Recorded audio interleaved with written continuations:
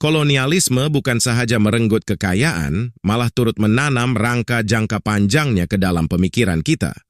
Sekularisme ternyata mengulangi masalah yang sama pada ayat 87 surah Hud. Penindasan ekonomi melalui kapitalisme sambil mempromosikan ayandanya. Cara hidup yang terlalu bebas yang dikenali sebagai liberalisme serta menyokong prinsip-prinsip lain seperti pluralisme. Dan semua itu ternyata telah melahirkan generasi yang mencintai dunia dan melalaikan agama. Ia telah disemai melalui tipu daya terbesar, sistem pendidikan mereka. Kilang yang telah menghasilkan orang-orang Islam yang bukan sekadar mewarisi, bahkan menjayakan, serta melestarikan segala prinsip orang-orang yang pernah menjajah nenek moyang mereka.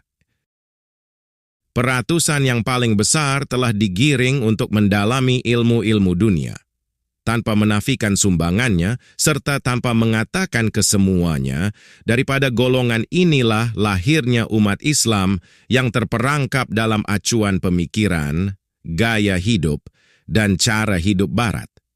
Meskipun asas-asas ilmu agama turut diberikan, namun ia sekadar perkara sampingan yang tidak benar-benar meninggalkan kesan yang mendalam. Buktinya, kini sudah banyak produk pendidikan ini yang menjadikan Islam hanya sebagai agama warisan, dan tidak sedikit pula yang langsung tidak mempraktikkannya. Walau bagaimanapun, adakah peratusan kecil yang mempelajari ilmu wahyu itu sudah cukup untuk perkembangan Islam? Mari kita sama-sama merenungi sabda Rasulullah Sallallahu Alaihi Wasallam dalam Sahih Muslim 2526 ini. Engkau akan mendapati manusia itu seperti mineral. Yang terbaik di kalangan kalian saat jahiliyah, dialah juga yang akan menjadi yang terbaik di kalangan kalian setelah Islam. Itu pun jika dia dikurniakan kefahaman dalam agama. Manusia itu seperti bahan galian. Yang dilahirkan sebagai emas akan kekal sebagai emas walau diletakkan dalam lapangan duniawi. Dan yang dilahirkan sebagai timah akan tetap menjadi timah walau dijulang di medan agamawi. Karena sesetengah kualiti itu dilahirkan. Seseorang yang lahir bersama IQ yang rendah tidak akan membesar memiliki IQ seorang jenius. Begitulah juga yang tidak dilahirkan sebagai pemimpin sudah tentulah tidak akan membesar bersama bakat kepimpinan. Apabila peratusan besar itu digiring untuk mendalami ilmu-ilmu dunia, maka sudah pasti akan berkuranglah mineral bermutu tinggi yang tersisa untuk ilmu agama.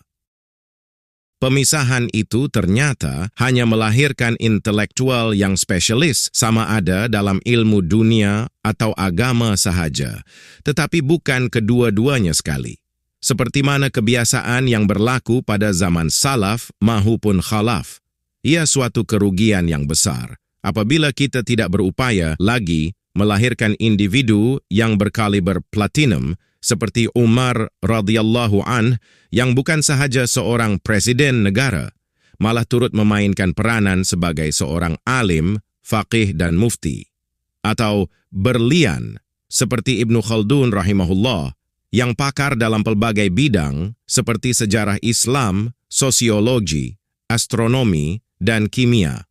Terbukti dan malang sekali sistem pendidikan Eropa atau pengaruhnya telah menjadikan kita lemah, bahkan menjadi hamba kepada prinsip-prinsip mereka yang terpesong. Untuk menghadapi cabaran zaman modern yang pantas berevolusi ini, tiada jalan yang lebih mapan, melainkan kembali mengaplikasikan sistem pendidikan yang terbukti berkesan yang dicontohkan oleh Nabi Muhammad Sallallahu Alaihi Wasallam.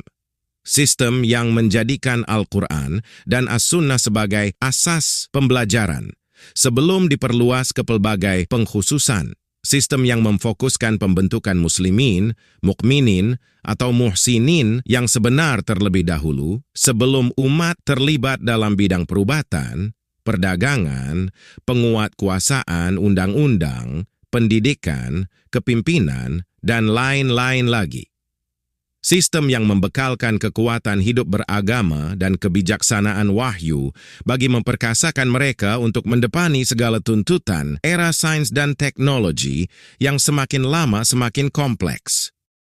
Apabila setiap peringkat umat mendalami Quran dan Sunnah, kita bukan sahaja akan dapat mengeluarkan semula lebih banyak mineral berkualiti yang akan membawa kepada persaingan ilmu agama yang lebih sihat, malah akan turut dapat mengecilkan jurang perselisihan serta perpecahan sesama ahlu sunnah. Dan profesional-profesional yang memiliki kefahaman agama yang mendalam pula bukan sahaja akan membentuk kestabilan politik, ekonomi, dan sosial, bahkan akan dapat merintis kemajuan sains dan teknologi yang mengekalkan fitrah manusia, serta memelihara cara hidup Islam yang memanfaatkan kehidupan dunia demi kesejahteraan hidup di akhirat. Sebagaimana 5 ayat wahyu yang pertama memberi penekanan pada ilmu, begitulah juga proses pemulihan ia harus bermula dengan pendidikan. Dan sebagaimana Al-Quran diturunkan selama 23 tahun, begitulah juga perubahan ia harus dilakukan dengan secara berperingkat dan penuh kesabaran. Mulakan dengan skala kecil terlebih dahulu, institusi kekeluargaan, dengan ahli-ahli keluargamu sendiri. Kerana setiap pemimpin itu akan ditanya bagaimana dia menjalankan amanah yang diberikan oleh Allah, termasuklah ibu bapa, demi melahirkan generasi yang akan dapat mengembalikan nubuwah. Sesiapa yang Allah berikan amanah kepimpinan tetapi tidak menjaga bawahannya dengan baik, dia tidak akan dapat menikmati bau syurga.